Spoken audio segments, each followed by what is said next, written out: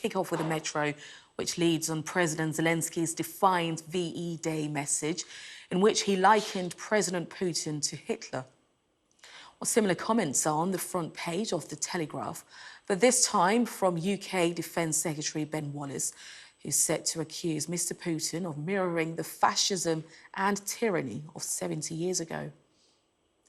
New US sanctions on the bosses of Russia's Gazprom bank are on the front page of the Financial Times. Start with The Telegraph. They're reporting that the UK Defence Secretary Ben Wallace will use a major speech to say that Vladimir Putin is mirroring the fascism of Nazi Germany with his assault on Ukraine. Western officials have told the paper that when Moscow stages its Victory Day parade later, we've been talking about that this morning, haven't we? The Russian president could announce an expansion of the war. A massive military parade gets underway in Moscow this morning. There are fears that Vladimir Putin could announce an escalation in the war in Ukraine. Vladimir Putin is to attend Russia's annual Victory Day parade in Moscow this morning as he attempts to rally public support for the war in Ukraine. The event commemorates the anniversary of the Soviet victory over Nazi Germany in 1945 and will feature 10,000 troops and an air display. But President Zelensky has said that Russia forgotten everything that was important to the victors of the Second World War. Francis Reid has more.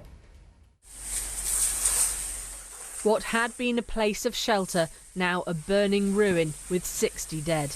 An airstrike on a school in Bilahorivka in the east of Ukraine. Another reminder that nowhere here is off limits. In the south, the Azovstal steelworks in Mariupol under intense shelling by Russia. The plant is the only area of the city not controlled by Russian forces. 2,000 Ukrainian soldiers are thought to still be in there. The Ukrainian president says his military doesn't have the heavy weaponry needed to push back the assault. Exhausted, more than 170 people from Mariupol have arrived in Zaporizhia, 150 miles away, including many civilians evacuated from the steelworks. This now a hub for those fleeing Russian-occupied areas. Vladimir was an electrician in the Azovstal plant. Of course, we hoped every day for an evacuation, he says.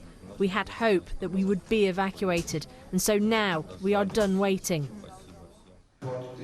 G7 leaders, including Boris Johnson and Joe Biden, have held talks with Ukraine's president, with the leaders pledging their continuing support to Ukraine and a promise to wean themselves off Russian oil supplies. There was also an unannounced visit by the US First Lady, Jill Biden. She met President Zelensky's wife, Elena, in the west of Ukraine, near the border with Slovakia.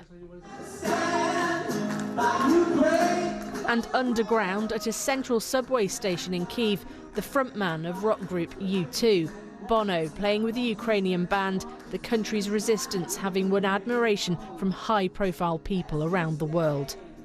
Stand on me. In Russia, preparations for annual military parades to mark the defeat of Hitler's Germany 77 years ago. But this year, the past is being used to justify Russia's present. To its people, Russia portrayed as the victim, not the aggressor, an irony not lost on the Ukrainian president. In an address, Volodymyr Zelensky said that evil had been reborn.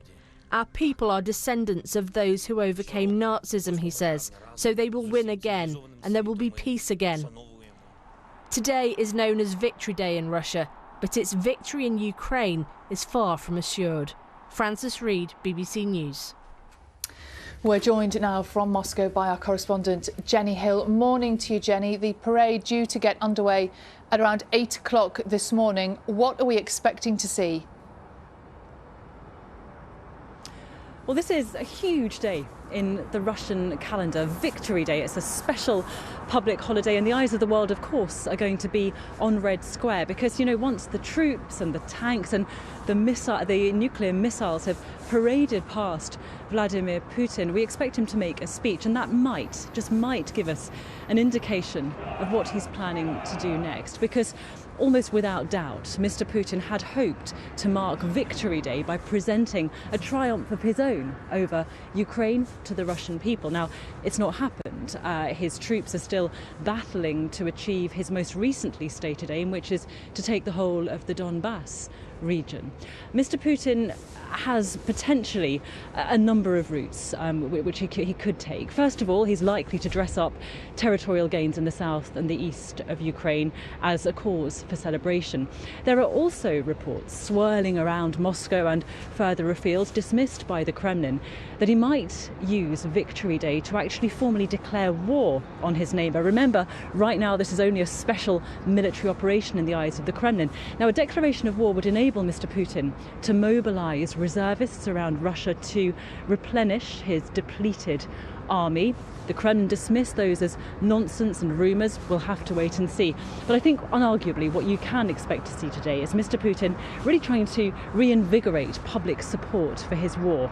This is, as I say, quite an emotional day for many Russians. Don't forget that their parents, their grandparents, were among the 27 million Soviets who died in the Second World War. Mr. Putin has repeatedly sought to justify his invasion of Ukraine by telling them that once again Nazis in Ukraine are a threat to Russian security.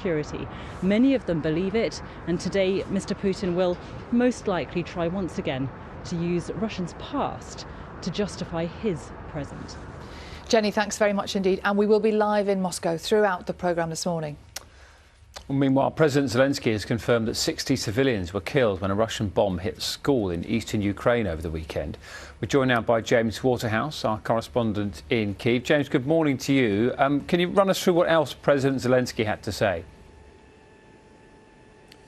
Well, you're going to hear this word again. He's accused Vladimir Putin of trying to construct Nazism himself for that bomb strike on a school where we're told 60 people were killed. It was reduced to burning rubble. It was put to him that he had failed the trapped 2,000 Ukrainian fighters in Mariupol, that besieged city to the southeast. That was what one of the fighters there said, saying the government hadn't properly prepared the city for the Russian advance. And he admitted that he didn't have the military capability to break the siege, to free up some space for the people still trapped there to get out. And I think this is where we find ourselves today in this conflict. There are a lot of nervous stares across to Moscow in terms of what actions may accompany the words of Vladimir Putin. The Ukrainians are continuing to defend themselves against this Russian invasion, which is very much continuing in the south and east. And they will continue to do so with the help of the West. It's looking like we're seeing more signs of commitment from NATO members. But for them to fully repel the Russians, for the Ukrainians to take back the land which has been taken, it is clear that is going to come from some kind of peace deal or negotiation or ceasefire. And just judging by today's events, that is clearly a long way off.